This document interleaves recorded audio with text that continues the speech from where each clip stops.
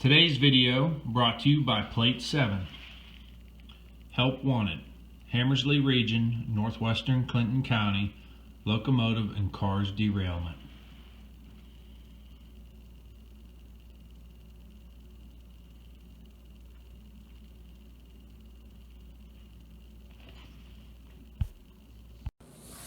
What's up, everybody? Alright, so for my short time in the woods, I've noticed that there's certain things you can do and can't do with certain species of hardwoods and softwoods that are found in my area when it comes to hand cutting. So in this video series, I'm going to share with you some of the tips and tricks that I was either taught, learned from trial by error, or watched on other videos and picked up on in my style of hand cutting. So hopefully you guys enjoy these videos, and if you follow along throughout the whole series, maybe there's a little something you can use or maybe not. It's up to you guys. So I hope you all enjoy, and stay tuned for many more videos to come. Thank you.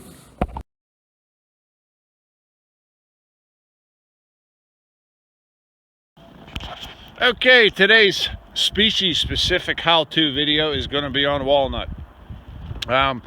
This is probably going to be a little bit of a shorter video because there's not a lot of walnut here.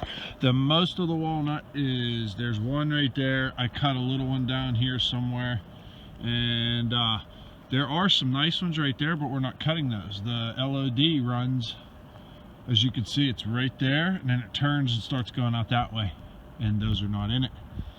So we got a good one here, and we got a fork in it, so obviously we want to try to lay it that way, because walnut is very prone to splitting. I've cut them where they've come down and split clean down into the trunk. I've seen them where they split the whole length of the tree. I have not done that yet, but hey, I'm young, I'm sure I will. Some of the tips for walnut: always cut your sapwood. Always. The only time you don't cut your sapwood is if the tree's too small and it compromises the hinge.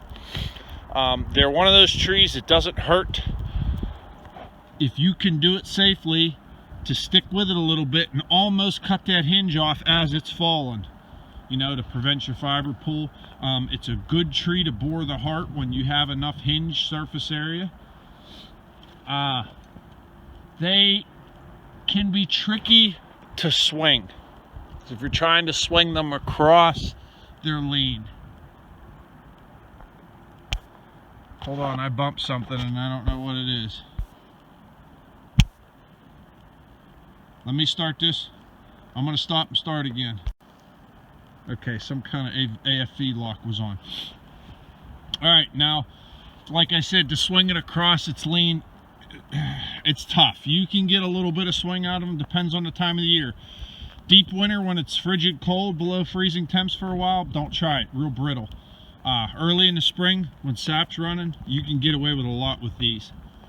So, let's set the camera up, and we'll get you a little video of this. Maybe I'll do some commentary. I'll take my time cutting it.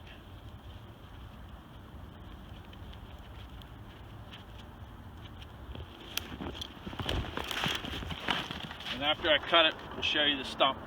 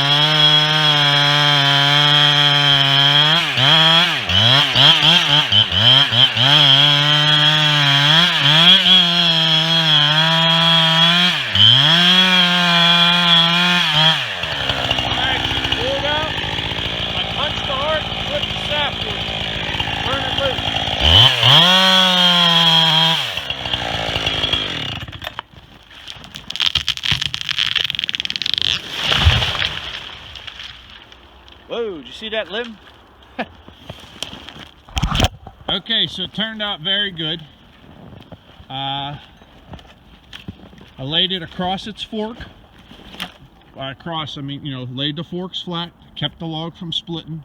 Wonderful. That's a good, not a huge walnut, but a good sound one. No dode in it. Good color. You can tell here, punched a heart. Got my tabs. When you clip sapwood, you don't always have to clip it all the way in. You're just giving it, you got to get out of that cambium. Here. You can see I only clipped just a little bit, and that's because I wanted to punch the heart, and I didn't have a lot of surface area in my hinge, so I left the hinge a little bit fatter. But there you go. That's how I cut walnut. How this reacts could, you know, a great big tree could react a little bit differently than a smaller tree. I found that you can get away with a lot more with smaller trees, but that's across a lot of species. And there's a difference in trees. I call them woods trees, trees that are growing out in the woods like this, and trees that grow along field lines, out in fields, things like that. I call them field trees. Pastures, things like that. You find a lot of walnut, like old cow pastures, wet cow pastures and stuff. So they act a little bit differently. The ones in the pastures tend to be more stringy, have thicker sapwood. Trying to think if there's anything else notable to it. Some people that are allergic to it cut it, get real itchy and things like that. So, hey, got another walnut, got the fork in it. So we'll try to send it out that way.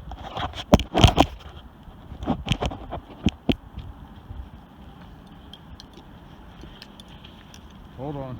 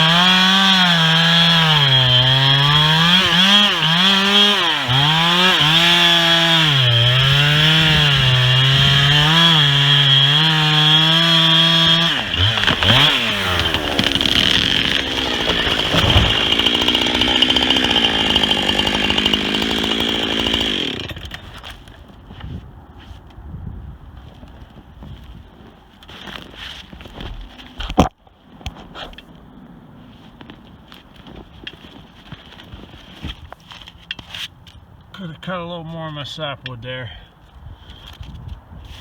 A little ugly there, but I got the sapwood, left a little more of a plug. I kind of wanted to hold it. I wanted to leave that side a little fat. There you have it. But all right, that's how I cut walnut. Hopefully you guys can take some tips and tricks from that. and maybe develop your own little style, and hope that helps somebody, and if not, that's cool too. So all right everybody, thank you for watching. Stay tuned for the next one.